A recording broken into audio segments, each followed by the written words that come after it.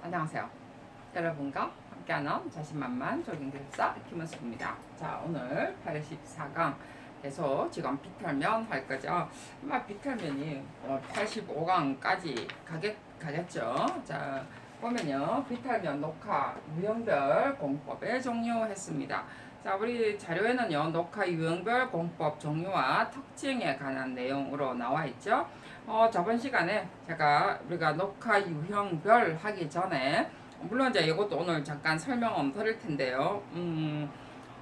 여러분 뭐 녹화 유형별 우리가 시험에 한 2번이나 나왔죠. 자, 이거 여러분 다 못 적을 사람 아무도 없어요. 그죠? 뭐 한 번쯤 보고 한 번쯤 적어본 사람은 머릿속에 다 들어와 있습니다. 자, 머릿속에 다 들어와 있다라는 것은 여러분이 다 똑같이 답을 적는다는 소리죠. 그리고 다 들어와 있다라는 것은요. 그만큼 또 쉽다라는 소리예요. 다 쉬운 것을 기술사 문제에 내지는 않겠죠. 당연히. 자, 우리는 기사 시험을 치는 게 아니라고 늘 제가 강조를 했습니다. 그죠? 자, 그래서 녹화에 앞에 제가 매트공법라는 분무공법 제가 이야기를 했어요. 그죠? 분무공법 하면서 옹벽의 어떠한 옹벽 다음에 우리가 비탈면의 어떤 형태를 한번 봐볼까요? 비탈면의 형태를 이렇게 보면 이렇게 지금 소단이 나오고요. 이렇게 나와 있죠. 그죠? 물론 앞에도 이야기했지만 이 비탈면의 어떠한 조건은 표면을 우리가 보호하는 공법이라고 했어요. 그죠? 늘 제가 강조를 하죠. 표면을 보호하고 그 다음에 이런 표면을 보호하기 위해서 비탈의 어떠한 향도 봐야 되고요. 경사도 봐야 되고 그 다음에 토질도 봐야 되고 그 다음에 또 뭐가 있었나요? 그 다음에 용수, 그죠? 분무할 때는 우리가 용수의 어떤 조건도 특히 또 봐야 됩니다. 자, 그런 것처럼 자, 우리가 분무를 할 때 이제 우리가 앞에 우리가 토질 중에서도 우리가 암에 주로 분무 공법을 많이 하죠. 그죠? 분무 공법 정말에서 평대, 시드스프레이 이런 것이 안 되는 부분이겠죠. 우리가 암반이라든지 그 다음에 전리가 많다라든지 이런 곳에 가보면요. 흙이 없어요. 흙이 없기 때문에 우리가 평대라든지 줄대를 심는다, 시드스프레이를 한다 이런 것은요. 기본적으로 흙이 있어야만이 할 수 있는 공법이거든요. 그런 것을 우리가 말 그대로 우리가 식재 구멍이라고 해서 식재를 하는 게 아니고 식재 안에 우리가 말 그대로 식기공법 중에서도 전면 식재냐라는 말들이 다 때를 심어도 사실은 식재라고 하죠. 그죠? 자, 그래서 우리가 주로 분무공법, 정말해서 그 식생 매트 분무공법, 매트의 어떤 분무는요, 흙이 없기 때문에 식생 기반재를 뿌리는 거죠. 식생 기반재를 뿌려서 거기다가 잔디를 우리가 심도록 해줍니다. 그래서 그런 것을 우리가 표면을 보호하는 공법이죠. 그죠? 그리고 시각적으로도 봐도 잔디가 그냥 돌만 있는 것보다는 잔디가 자라기 때문에 그래도 좀 녹색이 어떠한 표면이 보인다는 거죠. 그래서 표면에 어떤 것을 보이기 위해서 안반에는 흙이 전혀 없기 때문에 그래도 흙을 뿜어 줘서 잔디를 자라게 해준다는 의미죠. 그죠? 자, 그래서 기반재를 뿜어 붙이는데 기반재의 어떤 이것을 우리가 매트 두께라고 하죠. 매트 두께인데 이거를 우리가 3mm를 할 것이냐 그 다음에 뭐 5mm를 할 것이냐 라고 하는 것은 우리가 암질의 어떠한 정도, 그 다음에 전리의 어느 정도를 따라서 전리가 있고 없고를 따라서 자, 전리가 우리가 앞에 지금 잠깐 보면요. 전리가 있는 곳에 전리가 많은 연암과 경암에 식생 기반재를 3 내지 5cm를 분무한다 했거든요. 자, 5cm 한 이 정도 되나요? 자, 5cm를 분무한다 했습니다. 왜 전리가 있는 곳에는 3에서 5cm를 분무할까요? 자, 그것은 전리가 있다는 것은 말 그대로 물이 들어갈 전리가 진짜 이래 나 있거든요. 돌이. 그죠? 자, 전리가 이렇게 나 있는 것이 있고 안반에 이렇게 전리가 이렇게 막 나 있는 것이 있고 삐쭉삐쭉 이래 나와 있는 게 있고 그 다음에 이렇게 나와 있는 게 있어요. 막 이렇게 나와 있는 게 있어요. 자, 그렇다는 것은 틈이 있다라는 거죠. 그죠? 자, 틈이 있다라는 것은요. 앞에 한 82강째 제가 이야기했나요? 81강째 이야기했나요? 토목에서도 굉장히 겁냅니다. 앞에 앙카의 길이나 앙카의 종류, 그 다음에 앙카의 방향, 이런 것을 다 전리에 따라서, 그러니까 틈이에요, 틈. 틈에 따라서 종류, 방향, 그 다음에 어떠한 그 폭을 다 따로 해줘요. 그만큼 전리도 굉장히 무서워요. 왜냐하면 틈새에 물이 들어가기 때문에 그렇죠. 가장 우리가 산사태의 기본이 제가 우수라고 했잖아요. 우수가 너무 많이 들어가면 산사태에 말 그대로 문제가 생기기 때문이죠. 그래서 우리가 전리가 너무 많은 곳에는 굉장히 위험합니다. 그래서 우리가 주로 우리가 경암 쪽이라든지 그 다음에 호박돌이 많은 경우, 그죠? 전리보다는 호박돌 정도가 있으면 호박돌은 좀 긁어내도 돼요. 긁어내도 되고 상관이 없는데 망을 또 기본적으로 치기 때문에 잔돌이 있는 거는 그래도 상관이 없다는 거죠. 그래서 우리가 3 내지 5cm 정도 친다는 것은 망을 우리가 안 한다라는 소리고요. 그 이상의 분무 두께 우리가 보통 5에서 7, 그 다음에 9까지 치거든요. 그랬을 때 이때는요 망을 한다는 소리예요. 자, 망을 한다라는 것은요 결국은 앙카를 박는다는 소리입니다. 자, 망을 한다는 것은 앙카를 박는다는 소리고요. 앙카를 박는다는 것은요 다시 말하면 네트를 친다는 소리예요. 자, 여기에 지금 보면 우리가 지금 전리가 있는 곳에 방향을 잘못 치면요 전리 방향대로 안 치면요 문제가 생겨요. 앞에 또 기본적으로 용수가 있는 곳에는 제가 매트를 치면 안 된다라고 그랬죠. 그죠? 왜냐면 뭐 용수라는 게 물이 어떻게 나온다고요? 이렇게 푹 떨어진다니까요. 이렇게 푹 떨어지면 어디서 어떻게 용수가 떨어지는가를 우리가 조사를 사실은 해야 됩니다. 근데 그게 안 되면 용수가 필요 없다라고 생각하는 곳에는 매트가 치도 가능하다라고 그랬죠. 자, 그리고 우리가 지금 앞에 분무의 어떤 보면은 우리가 지금 앞에 앙카를 받고 5cm 이상을 치는 경우 같은 경우는 아까도 이야기했지만 여기에 나온 것처럼 전리가 적은 연경암 일대에 우리가 칩니다. 그죠? 지금 이걸 기본으로 제가 이야기하는 거예요.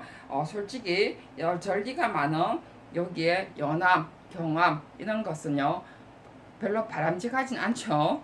이제 상황에 따라서 조금 털리긴 하지만 주로 이제 어떤 전리 쪽이냐 전리 방향이 어떻게 나 있냐에 따라서 칠 수도 있습니다만은 여기 이제 그런 말이겠죠. 저도 그런 생각을 합니다. 그래서 어쨌든 우리가 분무를 해야 될 수 있는 곳에 할 경우에는 실제로 우리가 이렇게 지금 용수가 없는 곳에 하는데 자, 앙카를 우리가 하고요 치고요 앙카를 이렇게 몇 메다마다 이렇게 설계 도면에 있죠. 그 다음에 네트를 겁니다. 그죠? 네트를 걸고 네트를 거는 이유 중에 하나가 물론 밑에 잔돌이 떨어지는 것을 막는 경우도 있고요. 그 다음에 이 아까 매트 색생 기반재가 잘 붙으라고 그냥 돌에 흙이 없다라고 그랬죠. 그죠? 돌에 그냥 붙이면은 실제로 잔디가 자라기 전에 비만 오면 다 떨어지죠. 그래서 망에 흙이 붙으라고 기반재가 붙으라고 망을 치는 거예요. 그래서 이제 이거를 지금 앙카를 우리는 토목하고 달라서 앙카도 짧죠. 그죠? 한 1m도 안 돼요. 그래서 여기 이제 다시 보면은 뭐 여기 이제 시멘트 풀을 딱 해가지고 고정을 시키는데 평면도를 보면요. 여기다 앙카를 해서 네트를 이렇게 겁니다. 그죠? 그게 뭐 어떻게 코팅이 되고 뭐 코팅이 안 되고 뭐 이렇게 되는데 주로 이제 코팅 친 것을 하죠. 뭐 무슨 형 이래가지고 코팅을 칩니다. 그래가지고 여기다가 이제 분무를 하죠. 그죠? 그래서 이제 우리가 뭐 5cm를 하든 7cm를 하든 이렇게 분무를 하게 됩니다. 그래서 밑에 약간 망하고 조금 떨어져도 사실 크게 상관없이 이 망은 결국은 우리 식생 기반재 매트를 붙이기 위한 방법이에요. 그리고 또 밑에 안에 떨어지는 흙을 잔도를 말 그대로 위에 밑으로까지 안 떨어지고 잡아주는 어떤 역할을 하는 거죠. 그래서 크게 우리가 아까도 이야기했지만 말 그대로 낙석이고 큰 돌이 덩어채로 떨어지는 이런 돌은 말 진짜 여기 앙카가 아예 푹 빠지는 경우도 있어요. 그래서 밑에 용수가 있는 경우는요, 아예 이게 다 떨어져서 망이 다 잘라져. 말이 진짜 똥갈이 나요, 똥갈이 나. 저는 그런 경우를 진짜 봤거든요. 그래서 이렇게 분무를 하게 되죠. 그 분무를 다 하고 난 다음에 그 위에 이제 씨앗을 뿌린다든지 아니면 분무제 안에 또 기반제 안에 씨앗을 넣기도 해서 분무를 하는데, 사실 압이 엄청 세기 때문에 그 씨앗이 사실은 껍질째로 다 벗겨집니다. 그래서 일단 1차적으로 씨앗을 넣기도 하고 2차적으로 다시 우리가 또 이 시드 스프레이를 해줘요. 그 위에. 그러기 때문에 우리가 사실 식생 기반제는 각각 회사마다 좀 달라요. 회사마다 다르기 때문에 제가 식생 기반제에 관한 이야기는 크게 더 이상 하진 않겠습니다. 어쨌든 우리가 지금 식생 기반제, 분무제를 할 때 말 그대로 이런 과정을 통해서 하게 돼 있고, 하는 이유 중에 하나가 이렇게 한다는 거. 자, 여기까지가 실제 이제 우리가 식생 기반제 어떤 분무하는 방법이고, 그래서 우리가 왜 이 식생 기반제의 두께, 그리고 왜 이것이 토질에 따라서 이런 분무 기반제를 하느냐 하는 이유를 제가 지금 설명을 드렸고요. 그 다음에 향은 아까처럼 이 향의 정도는요, 말 그대로 요 앞에 향 있네, 그죠? 이 향의 정도는요, 씨앗의 종류 때문에 하는 거죠, 그죠? 분무 때문에 하는 게 아니고 씨앗의 종류 때문에 하는 겁니다. 자, 그래서 지금 뭐 여기에 보면 앞에 지금 나와 있죠. 비타민에 우리가 안반 벽면에 우리가 3cm, 5cm, 그 다음에 7cm 분무하는 것은 전리가 기본적으로 가능하면 없는 것이 더 우리한테는 더 좋고, 만약에 전리가 있다면 말 그대로 토목에서 이게 벽면이 이미 안정돼 있기 때문에 표면을 우리가 말 그대로 경관적으로 할 필요가 있다라고 딱 수치적으로 나왔을 경우, 해석이 완벽히 됐을 경우에 우리가 분무 공법을 할 수 있다는 거. 자, 그때 꼭 용수를 보셔야 된다는 거 정도 여러분이 이해를 하시고요. 자, 그래서 생육적 합 정도는 여러분들이 판정, 여러분들 좀 한번 읽어보시고요. 그 다음에 우리가 이제 비타민 나왔길래 이제 한번 봅시다. 여기에 지금 줄대, 볏짚, 거직, 떡기, 평대 붙이기, 새심기 나왔고요. 그 다음에 이거는요, 주로 앞에 뭐가 있었나요? 그 식생공 중에서도 전면 붙이기, 전면 식재, 부분 식재에 다 들어가는 거죠. 자, 흙이 있고 없고, 비타민 깎기냐 성토냐 완만한 깎기냐 이런 건 나한테 다 경사도에 따라서 달라져 있는 거죠, 그죠? 자, 그 다음에 수목류의 비탈 녹합니다. 앞에 전면 식재뿐만이 아니고 이제 수목으로 하는 경우가 있죠. 자, 수목으로 하는 경우를 지금 설명을 드리도록 할게요. 자, 여기에 수목으로 하는 방법 중에 차폐, 수벽공, 소당, 객토, 식선, 그 다음에 식생, 상심기, 새집공 나와 있고요. 그 다음 더 그 밑에 가면요, 식생 매트공 말고 그 밑에 보면 차폐 식재, 그 다음에 차폐 나무 울타리, 소단상 식재공, 식생, 상심기, 새집공 뭐 다 비슷비슷합니다만은 목적과 제가 방법을 제가 이렇게 기준에 나와 있어서 적어놓은 건데, 저는 기준을 뭐 다 여러분이 안 해도 다 알 수가 있겠죠, 그죠? 자, 방법만 제가 이거 목적 이유를 설명을 드리도록 하겠습니다. 자, 옹벽이 있으니까 시각적으로 보기 싫으니까 교목을 심는 거겠죠, 그죠? 그래서 지금 차폐 수벽공은 비탈 옹벽 시각적으로 심는 거고요. 자, 2열을 심든 1열을 심든 경제성으로 공사비에 따라서 달라지겠죠. 자, 소단에 심는 방법, 이게 우리가 말하는 소단입니다.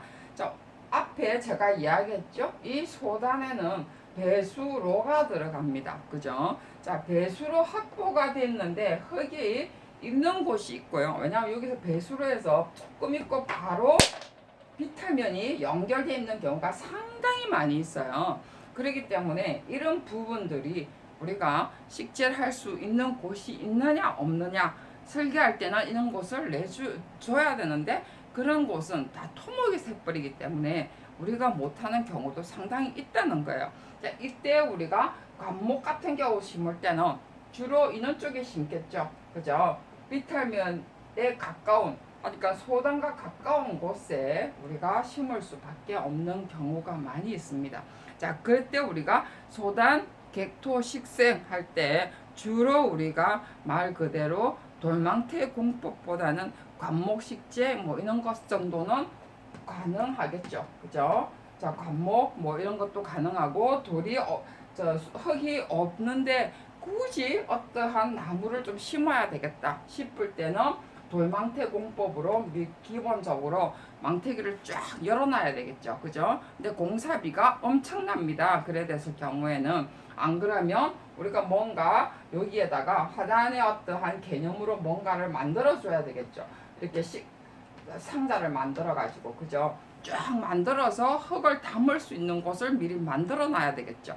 자, 우리가 아파트 같은 경우는 가능해요. 뒤쪽에. 그랬는데 굉장히 구비진 곳에는 그런 곳을 할 수가 없습니다. 뭐 식생상공법이 됐든 뭐든 간에 그런 곳에 하려면요 엄청난 돈도 많이 들고요, 인력도 많이 들고, 그러기에는 너무 힘들다는 거죠. 우리나라의 여건상. 그랬으면 설계부터 잘했겠죠, 당연히. 그래서 어쨌든 이런 게 있다라는 것 정도만 아시면 되겠죠. 자, 이렇게 식생상을 만들어서 뭐 관목을 심든 교목을 심든 하겠죠. 그죠? 그래서 본면을 사면을 좀 짧게 보이는 방법이라든지 이런 부분들, 그리고 경관상의 어떠한 아름다움을 보이기 위한 하나의 방법이 있겠죠. 자, 이게 이제 소단 개토 식소뿐만 아니라 식생상 심기에 같이 들어갑니다. 당연히 이것에 우리가 설계 적용 안반 소단 세굴장 뭐 이렇게 나왔지만 여러분들이 이것 말고도 얼마든지 적용시킬 수 있는 사면에 어떤 사면이 생기는 곳에는 다 가능하다는 거죠. 단지 경제상의 공사비상의 문제가 되는 거고, 아파트 작은 곳에 비탈면에는 가능하다는 거. 자, 여러분 항상 이야기지만 도로나 구비진 곳에는 우리를 부르지 않는다라는 사실. 그죠? 여러분들은 말 그대로 표면에 우리가 토질, 향, 경사, 용수가 있느냐 없느냐 이런 부분, 그 다음에 암의 어떤 상태냐라는 부분들에 더 신경을 써서야 된다는 거예요. 그 다음에 식재를 할 것이냐, 새집공을 할 것이냐, 뭐 새를 심을 것이냐 말 것이냐, 새 비탈면에 이런 곳에 올라가서 여러분 새집공을 만들어서 돌무더기를 붙여서 진짜 본드로 붙인다 뭐 이렇게 말이 있던데, 본드를 붙이든 못으로 박든 붙을 수도 없지만 이런 곳에 만들어서 누가 올라가 가지고 흙 넣고 여러분이 운반한다고 생각을 해보세요. 그걸 할 사람이 있을까요? 과연 흙을 짊어지고 거기다 흙을 다 넣어야 되는데, 거기다가 자연석을 어떻게 돌 주위에 있는 돌을 모아서 그걸 새집을 만들어서, 그죠? 이게 다 쌓으려면 기본적으로 파야 되는데 그걸 다 만들어서 붙여서 세면으로 붙일 수는 있겠지만 거기다가 흙을 다 짊어져서 올라가 가지고 흙을 넣어서 거기다가 감목골랑 하나 심기 위해서 그걸 한다. 뭐 돈이 많으면 할 수는 있습니다. 근데 과연 인부들이 할까요? 저는 그런 생각도 좀 드네요. 그죠? 자, 그래서 여러분들이 단순히 자꾸 이런 것만 하려고 하지 마시고 이렇게 상태가 비탈면의 어떤 형태 것과 그 다음에 어떤 곳에 어떻게 적용할 것이다 이런 조건들을 조금 더 이해를 하셔서 이 내용들을 보시면 더 공부하기가 더 쉽지 않겠나라는 생각이 듭니다. 다음에는요, 종작 뿜어 붙이기 중에 파종량 산정과 할정에 관한 내용을 가지고 여러분과 함께 하도록 하겠습니다. 수고하셨습니다.